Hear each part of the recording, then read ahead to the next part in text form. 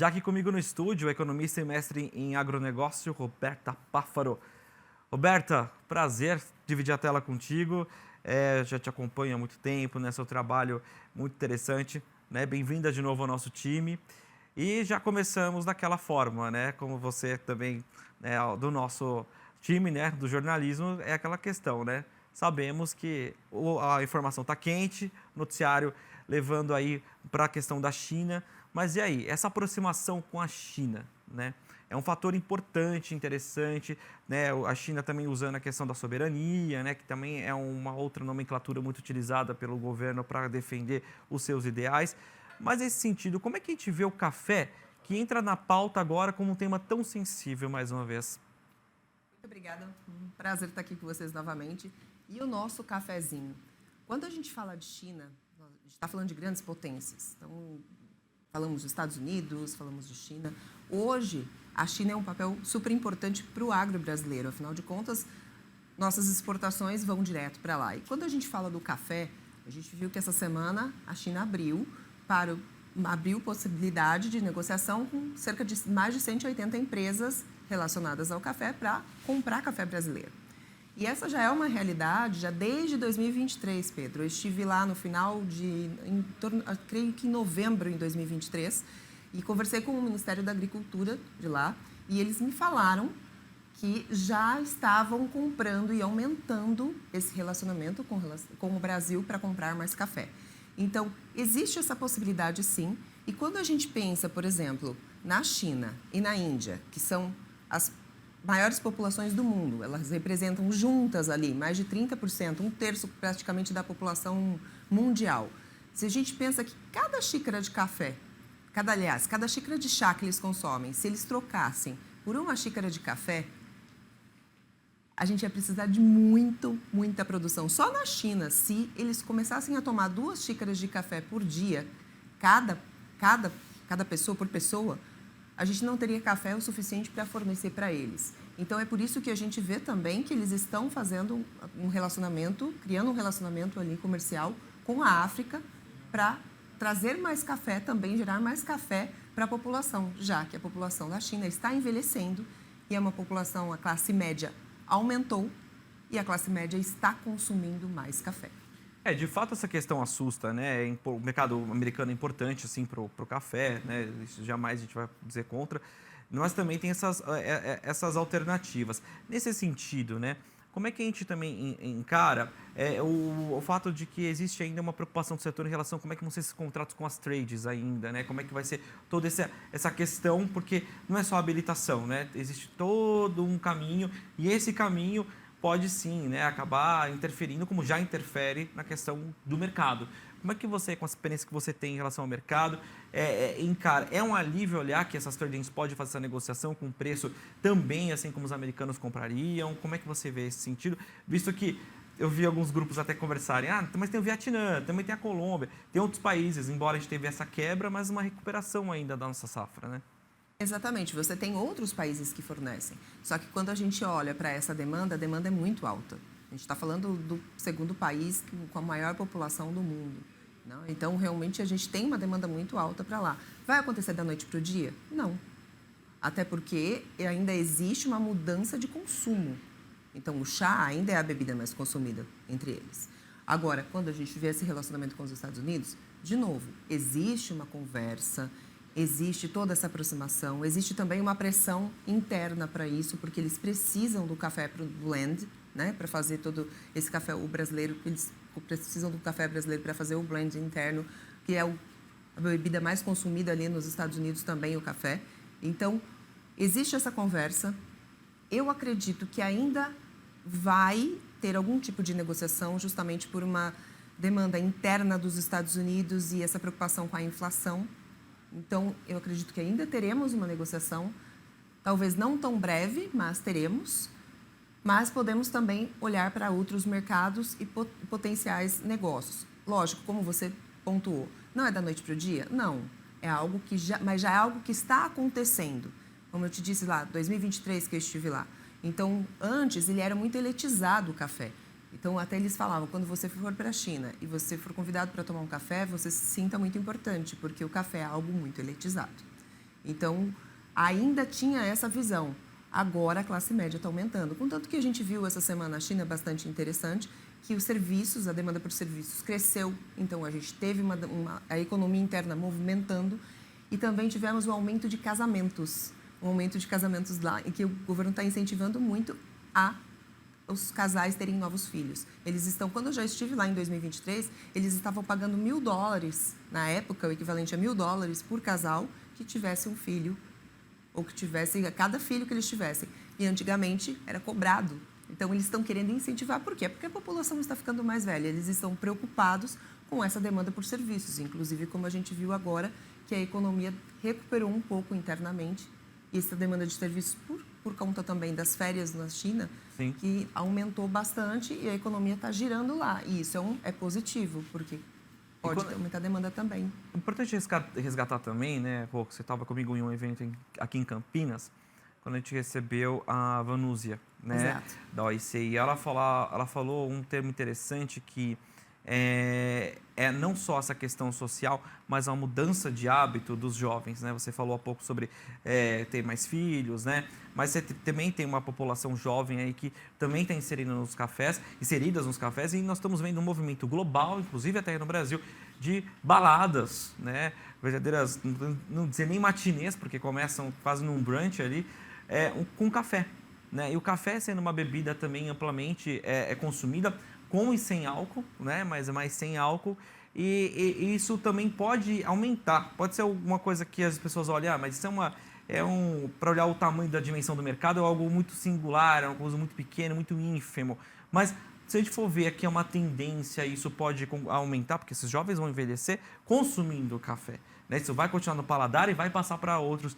Isso pode aumentar ainda mais esse interesse, visto que nós temos essa tríade, né? Brasil, Vietnã e Colômbia como principais produtores? Muito bem pontuado. É uma tendência mundial, a gente já vê aqui no Brasil também. Inclusive, teve um evento recentemente num parque aqui em São Paulo e eu estive lá. E realmente, durante o dia, eu notei muitas pessoas tomando café.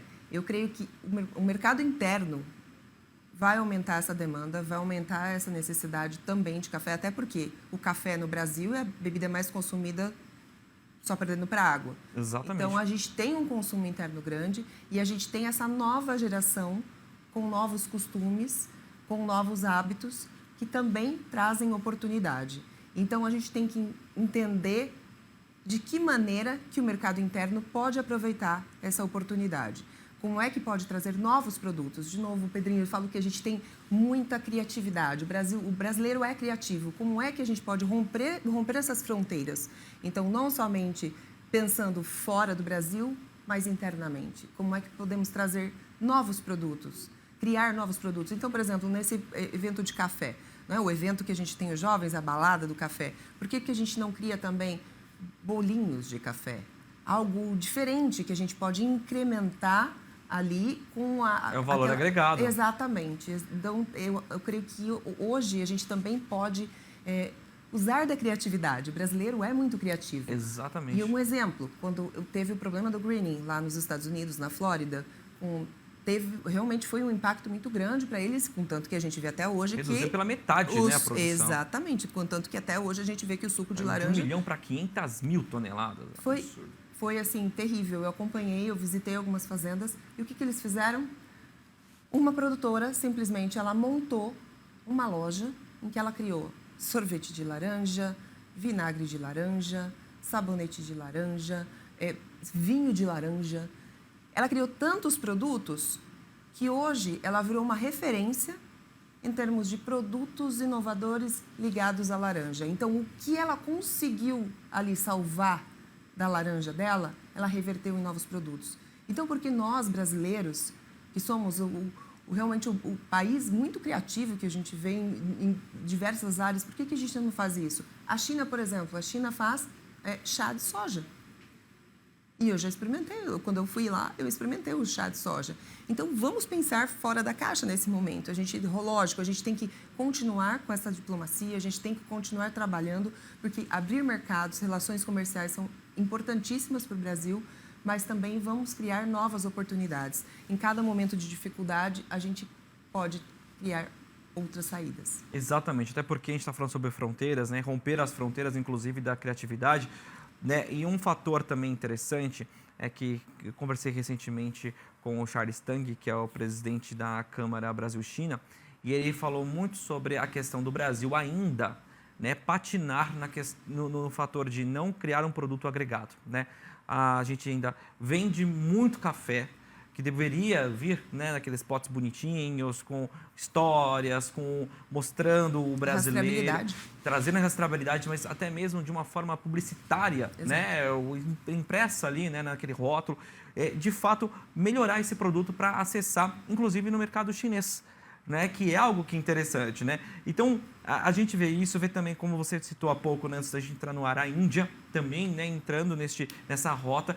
Então, são países que nós podemos olhar, né, porque a centralização de mercado, ela é um risco iminente, né, porque a qualquer momento pode acontecer isso. Eu lembro que o setor de suínos sofreu muito com a Rússia num passado não muito distante.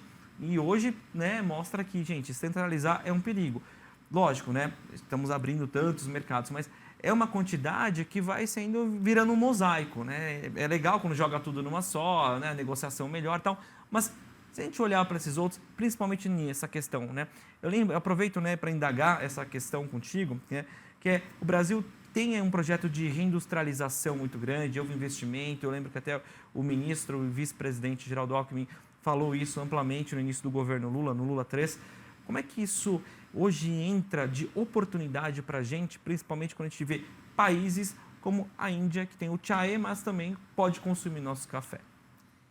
A Índia é um outro mercado. A Índia hoje já tem a maior população do mundo. A Índia é uma grande consumidora de chá, mas eles já conseguem. De novo, quando a gente tem uma ascensão, quando realmente começa a crescer o desenvolvimento do país e a gente começa a ter uma classe média um pouco maior, eles gostam de consumir novos produtos. E o café, ele entra como algo ainda mais elitizado. Da mesma maneira que a gente viu na China, hoje a Índia começa da mesma maneira. Mas se a gente pensa que a Índia é o país mais populoso do mundo, então qual que é o potencial? É gigante. E a promoção e a comunicação é muito importante. Um exemplo, a gente vai agora participar do Congresso das Mulheres do Agro em Orlando, que é um congresso internacional que reúne mulheres de vários países. Então, vamos com a sociedade rural.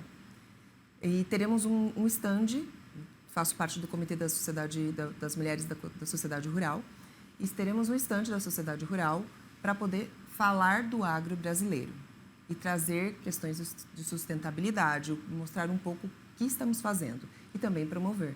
Nesse sentido, conversei com uma produtora de café que produz cafés especiais e vamos levar café especial também para esse stand, justamente para a gente quebrar e romper essas fronteiras, para que também conheçam novos produtos e conheçam valores agregados. Então, um exemplo, você falou bastante da Colômbia. Estive na Colômbia, quando você vai comprar lembranças da Colômbia, eles têm os cafezinhos. Os cafezinhos que você pode comprar, são bagzinhas, assim, sabe, saquinhos de cafezinhos que você compra e vem junto com a xicrinha. Então, por que a gente não pode pensar isso? E é isso que a gente quer, romper essas fronteiras. Por que a gente não pode também promover o nosso café de uma maneira mais eficiente? Como vamos fazer nessa oportunidade com a sociedade rural nos Estados Unidos? Então, a gente tenta romper essas fronteiras dessa maneira, levando o café, mas vale para a indústria brasileira também pensar nisso. Possibilidade de abrir outros mercados, sim, mas não só abrir outros mercados, mas a promoção, como é que nós podemos aproximar, mostrar com rastreabilidade, mostrar com sustentabilidade e a qualidade do café brasileiro, que é imbatível. Exatamente. Roberto, você tocou no ponto que ele é sensível, que é a questão de saber vender o produto. A gente tem criatividade, a gente faz coisas brilhantes. O Brasil, a gente até meme na internet vira isso, mas algo interessante é que parece que o Brasil ainda não pegou aquela questão que muito tem o norte-americano de marca, né? Eu trabalhei numa empresa norte-americana, né, de informação, e eu lembro que era marca na tela inteira daquela empresa. E por quê? É para corroborar o que você está assistindo, o que você está consumindo. Eu acredito que o Brasil precisa disso também, né? De diversas formas, não só... A gente tem tantos produtos para a gente promover aqui, mas uma situação como essa vem de um país, né? No caso da China, no caso da Índia, independentemente dessa situação, encaminhar esses produtos para lá com essas marcas seria, então, uma forma de romper essas fronteiras, né? Por exemplo, você falou da bagzinha e tal, mas outros produtos levar, por exemplo, para a Índia, para a China, para a Coreia, outros países que a gente pode avançar nesse sentido. Não só sentar à mesa e negociar, mas também fazer uma promoção ampla com toda a cadeia. Exatamente. Então, essa união, creio que essa estratégia, é desenhar uma estratégia incluindo a comunicação, incluindo o branding, que é justamente essa marca, como você falou. Se a gente não tem essa marca, você não consegue realmente entender a dimensão disso. Um exemplo, eu vou para os Estados Unidos com frequência. Lá, você está assistindo qualquer programa, na hora que passa o intervalo, tem empresas promovendo, a gente sabe essas empresas grandes, o café. Então, você começa a ver comerciais, e eu achei super interessante uma dessas marcas grandes que a gente conhece, que tem uma a cada esquina e tem no Brasil também, eles colocando o café para ser consumido todo momento, todo dia. E mostra, olha, na reunião, num bar com os amigos, justamente promovendo as coffee parties, né, que eles estão falando. E aí, ou então, o café para você despertar pela manhã, ou o café para você realmente ter uma reunião com amigos. Eu achei interessantíssimo essa propaganda que eles fizeram, mostrando como o café é versátil. E aí, eles estão colocando, vendendo o branding, of course, claro, por suposto, mas assim, ao mesmo tempo, eles estão promovendo o café. Então, o que nós fazemos para promover o nosso café? De que maneira que a gente faz essa comunicação interna? Não, a gente só exporta. E aí, quando acontece algo como um tarifaço agora, que surpreende, aí existe essa mobilização. Mas por que a gente não se mobiliza para aprender com outros países alguns exemplos, como eu te falei da Colômbia, como eu falei do próprio Estados Unidos, né? Que promovem isso. Por que a gente não usa mais essas ferramentas? Porque talvez se a gente utilizasse isso, o nosso café ele já teria realmente o reconhecimento internacional que temos, mas poderia ser muito mais abrangente, porque a comunicação ela gera a curiosidade e depois, através da negociação, a credibilidade. É mais uma prova, Rô, que infelizmente a gente segue ainda numa comunicação muito reativa, independentemente da situação, seja falando mal, faltando alguma coisa, ou numa situação em que a gente está correndo contra o tempo no momento que estoura a bomba. E aí, vamos fazer o quê? É o preço que se paga por ser uma comunicação reativa. Em diversos fatores que isso pode interpretar, né? Exatamente isso. É um ponto que eu falo bastante no mercado, quando a gente fala do mercado de commodities. Qual que é o momento de eu vender? Qual que é o momento de eu comprar? Como que eu negocio?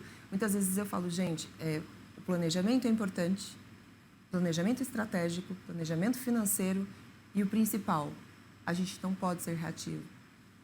Seja proativo e não reativo, porque quando tudo acontece, no calor da emoção, a impulsividade, os preços, tudo pode ir contra você. Agora, quando a gente é proativo e a gente tem essa negociação estratégica, a gente tem esse planejamento estratégico, incluindo a comunicação, os resultados são muito mais eficientes. E a gente pode aprender com outros países nesse sentido também. Exatamente. Rô, deixa seus contatos aí para o pessoal, né? Quero agradecer demais sua participação, sempre não é só uma delícia conversar contigo para a gente aprender as coisas, mas também unir essas ideias e mostrar para as pessoas, né, a forma importante de enxergar um agro sem fronteiras. Obrigado mais uma vez e os seus contatos profissionais. Muito obrigada. Fico à disposição, estou nas redes sociais, Roberta Páfaro, no Instagram, no LinkedIn, e vamos conversar mais sobre o agro, porque precisamos de planejamento estratégico, precisamos de comunicação estratégica para que a gente possa vencer os desafios e seguir avançando o agro, que é a locomotiva econômica do nosso país. Exatamente. Bom,